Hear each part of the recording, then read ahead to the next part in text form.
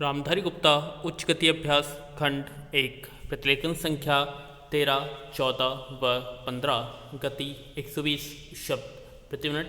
Be ready. 3, 2, 1 start.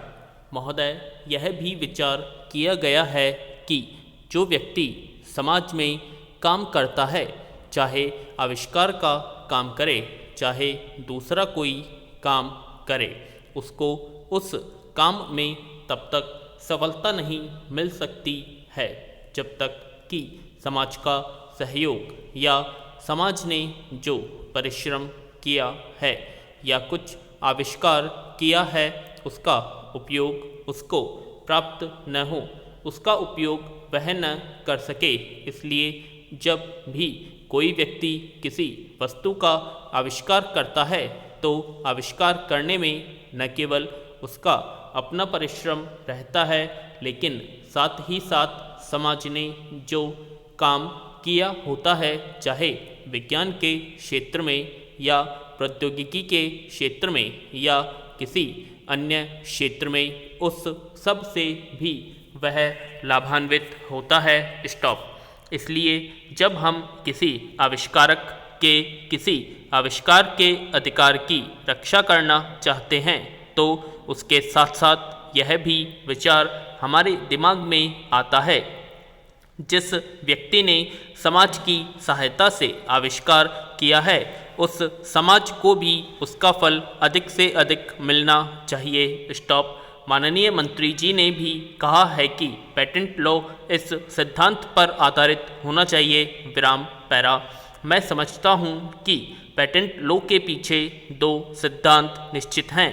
Stop. पहला सिद्धांत तो यह है कि जो व्यक्ति परिश्रम करके, धन लगाकर, अपना दिमाग लगाकर के किसी वस्तु का आविष्कार करता है, उसके तथा अपने परिवार के लोगों के अधिकारों की जहां रक्षा होनी चाहिए, उसके साथ ही साथ, जैसा मैंने अभी कहा है, कोई व्यक्ति समाज में व्यर्थ में काम नहीं करता है, वरन पिछले समाज के लोगों ने जो जो काम किए होते हैं, चाहे विज्ञान के क्षेत्र में या प्रौद्योगिकी के क्षेत्र में या किसी अन्य क्षेत्र में, और जिनके आधार पर वह कोई आविष्कार करता है, उसको उसका प्रतिफल तो मिले, लेकिन जो परिणाम हो उसका प्रतिफल समाज को भी मिलना चाहिए।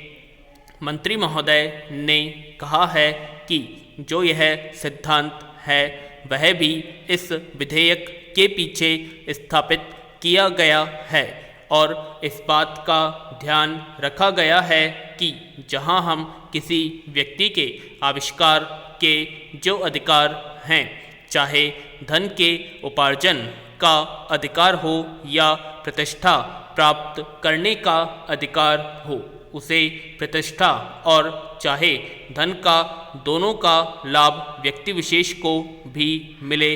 पैरा।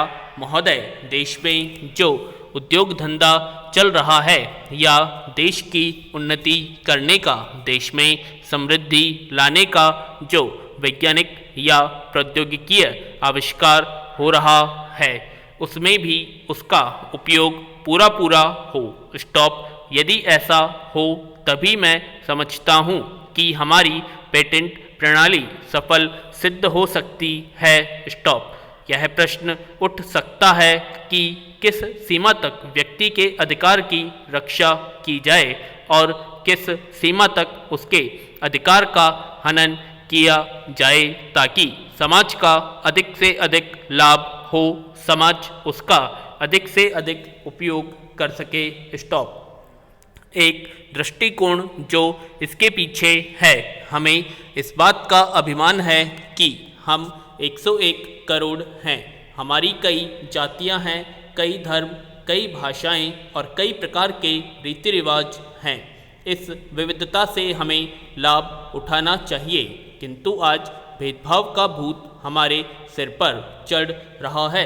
भारत को स्वतंत्रता मिली है, इसका अर्थ यह होना चाहिए कि गरीबों की सेवा के लिए आज तक जो सुविधाएं उपलब्ध नहीं थीं, वे मिली हैं। जिस प्रकार भरत ने अयोध्या के राज्य को राम का समझकर सेवक वृत्ति से राज्य का काम संभाला था, उसी प्रकार हमें समझना चाहिए कि राज्य गरीब जनता का है और उसके नाम पर उसके संरक्षक बनकर हमें उसको चलाना है। अब गरीब को ऐसा अनुभव होना चाहिए कि हर एक उसकी सेवा में लग रहा है। सूर्य के उदय होने पर धनी गरीब सबके घरों में प्रकाश पहुंचता है। स्टॉप। ठीक उसी प्रकार स्वराज्य का लाभ सबको एक समान मिलना चाहिए। स्टॉप। इसका सुख धनी निर्धन सबको बराबर मिलना चाहिए। जनता को हमने वचन दिया था कि स्वराज्य मिलने पर हम आपके दुख दूर करेंगे। अब वह समय आ गया है जब कि हमें अपने उस दिए हुए वचन को सार्थक करना है। स्टॉप। पैरा। इतने बड़े देश में विचार भेद होना स्वाभाविक है। देखना यह है कि हम लोगों के विचारों में कुछ समान अंश भी हैं या नहीं। यदि हैं तो मैं समान कार्यक्रम बनाइए। इस प्रकार कार्य करने से हमारे भेदभाव कम होते होते एक दिन मिट जाएंगे और अच्छी बातों का अपने आप उदय होने लगेगा। स्टॉप। अगर उसी प्रकार भेद स्थापित करने का प्रयत्न किया गया तो लोग सत्ता के पीछे पड़ जाएंगे और स्वराज प्राप्त होने का आनंद हम लोगों को नहीं मिल सकेगा। स्टॉप। पैरा। अध्यक्ष जी, किसी भी देश की विदेश नीति अपने में कोई स्वतंत्र नीति नहीं होती है, वरन वह किसी देश की आंतरिक नीति को स्पष्ट करती है। उदाहरण के लिए हम अमेरिका को ले सकते हैं। अपने यहाँ अधिक अन्न पैदा किया और जब उसके पास अनाज फालतू बच गया तब वह अपने बकाया अनाज की बिक्री के लिए ऐसे देशों की तलाश करने लगा जो उधार पर माल ले सकते हों। किंतु हमारी आंतरिक नीति यह तय किया कि खर्चीले ढंग से सरकार चलाएंगे और स्वदेशी मुद्रा की कोई राशि हमारे पास नहीं बचेगी। हमने कर भी लगा दिए और मुद्रा प्रसार भी कर दिया। कुछ संकट पड़ने के बाद इस बात की आवश्यकता को नहीं समझा कि उस पैसे का कहीं अन्यत्र उपयोग कर सकें। पैरा। श्रीमान, मुझे माननीय प्रधानमंत्री जी के इस कथन पर दुख होता है कि दुनिया के अमीर और गरीब देशों का अंतर लगातार बढ़ता जा रहा है। स्टॉप। मैं उनसे यह पूछना चाहती हूँ कि विदेश नीति ने उस अंतर को घटाने की क्या कोशिश की है? क्या भारत सरकार ने कभी दुनिया की पंचायत में यह कहने की हिम्मत है कि फौज के हिसाब से कर लगाकर एक विकास का खाता खोल दिया जाए? जो देश विकसित हैं उनके मजदूरों का 1 घंटा हमारे देश के मजदूरों के 100 घंटों के बराबर माना जाता है, क्योंकि उनके पास साधन हैं। इसीलिए यह अंतर और भी बढ़ता चला जा रहा है।